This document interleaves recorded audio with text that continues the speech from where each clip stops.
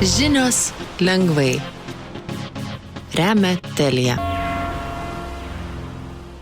Kviečiame klausytis apie svarbiausius savaitės įvykius lengvai suprantama kalba.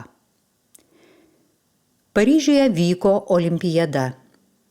Nuo Liepos 26 dienos iki rugpjūčio 11 dienos Paryžiuje vyko olimpiada.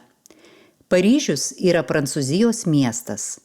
Olimpiada yra sporto renginys, kuriame dalyvauja daug sportininkų iš skirtingų pasaulio šalių. Olimpiadoje taip pat dalyvauja skirtingų sporto sričių sportininkai. Pavyzdžiui, olimpiadoje dalyvavo krepšininkai, bėgikai, plaukikai ir daug kitų sportininkų. Olimpiadoje taip pat dalyvavo ir sportininkai iš Lietuvos. Lietuvos sportininkai laimėjo 2 sidabro medalius, tai reiškia, kad jie užėmė 2 vietą, ir 2 bronzos medalius, tai reiškia, kad jie užėmė 3 vietą. Medalį laimėjo Viktorija Senkutė. Viktorija irklavo valtį, ji užėmė 3 vietą ir laimėjo bronzos medalį. Taip pat medalį laimėjo 3 krepšininkų vyrų rinktinė. Tai reiškia, kad komandoje žaidė tik 3 žaidėjai. Jie žaidė krepšinį prieš kitos šalies 3 žaidėjus. Krepšininkai užėmė 3 vietą ir laimėjo bronzos medalį. Taip pat medalį laimėjo Mykolas Alekna. Mykolas metė diską ir užėmė 2 vietą ir laimėjo sidabro medalį. Medalį laimėjo ir Dominika Banevič. Dominika šoko breiką, ji užėmė 2 vietą ir laimėjo sidabro medalį. Daugiausiai medalių olimpiadoje laimėjo Amerikos sportininkai ir Kinijos sportininkai. Lietuvoje keičiasi ministrai. Rugpjūčio 5 dieną Lietuvos Respublikos prezidentas pasirašė dokumentą. Lietuvos Respublikos prezidentas yra Gitanas Nausėda. Dokumente buvo parašyta, kad keičiasi 2 Lietuvos ministrai. Lietuvoje yra 14 ministerijų. Tai reiškia, kad Lietuvoje yra ir 14 ministrų. Ministerijos yra institucijos, kurios sprendžia Lietuvai svarbius klausimus. Dokumente yra parašyta, kad keičiasi sveikatos apsaugos ministras, kuris dirba su Lietuvai svarbiais klausimais apie sveikatą. Ir žemės ūkio ministras, kuris dirba su Lietuvai svarbiais klausimais apie Lietuvos žemės ūkį. Anksčiau sveikatos apsaugos ministras buvo Arūnas Dulkys. Dabar sveikatos apsaugos ministras bus Aurimas Pečkauskas. Anksčiau žemės ūkio ministras buvo Kęstutis Navickas, dabar žemės ūkio ministras bus Kazys Starkevičius. Prezidentas tikisi, kad naujas sveikatos apsaugos ministras spręs Lietuvai svarbias problemas. Pavyzdžiui, rūpinsis, kaip sumažinti eiles pas gydytojus.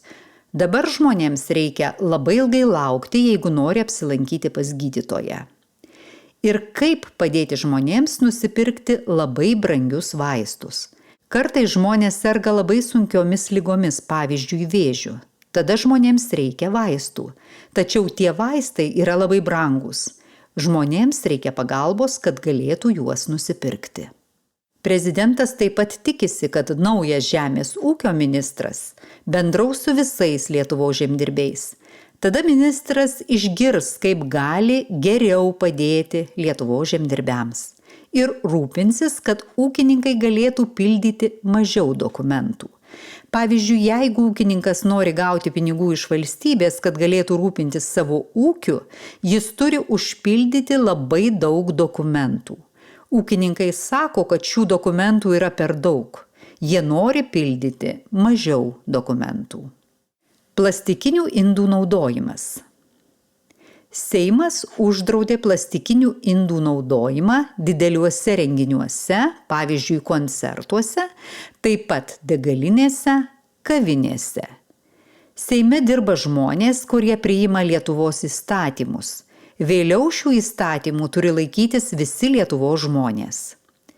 Plastikinius indus dažniausiai galime panaudoti tik vieną kartą. Tada turime juos išmesti. Koncertuose arba degalinėse maistas ir gėrimai dažniausiai yra dedami į plastikinės pakuotės. Todėl žmonės jas išmeta ir, pavyzdžiui, po koncerto lieka labai daug šiukšlių.